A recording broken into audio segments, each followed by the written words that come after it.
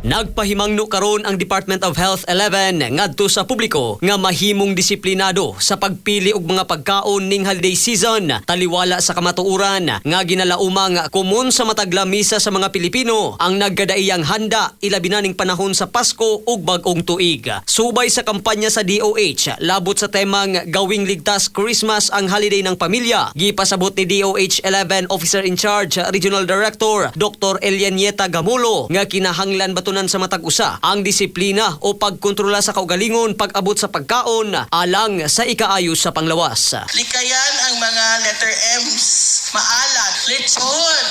So common kayo na, maski mahal kayo, no? Maalat, then matamis. Daghan kayo mga salad, dessert, mga cakes, no, ice cream. Danay katulo, mataba. Likayan na garmi. Mataba. Unsa man ang something fatty, lechon, adobo, humba, no? Kani siya nga mga pagkaon. Mamantikaon.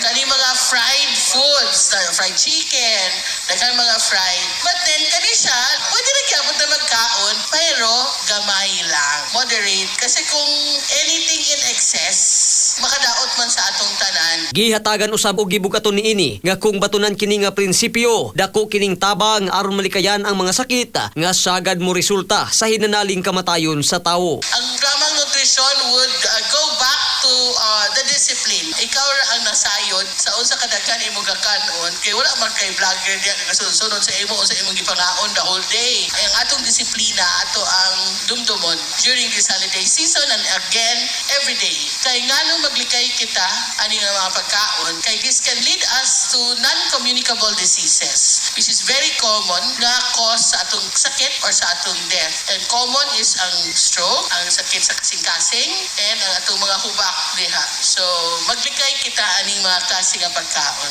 Ning kasamtangan, dungan sa pagpahimangno usab labot sa luwas nga paggamit og mga pabuto o firecrackers ning Yuletide season. Nagpadayon ang programa karon sa DOH sa pagpakaylap niini nga mga pahimangno og impormasyon ngadto sa publiko aron masiguro ang luwas ug malipayon nga kapaskuhan ug pagsugat sa bag-ong tuig. Mga katropa, aron masiguro ang lig-on nga panglawas ning holiday season, epektibo alang niini ang pag-inom sa trio combination sa Xantone Plus Gold, Xantone Vitamin C ug Xantone Plus Coffee Mix. Alang sa nakiusang Pilipino para sa Pilipinas, katropang Marvin Ebano, XFM News.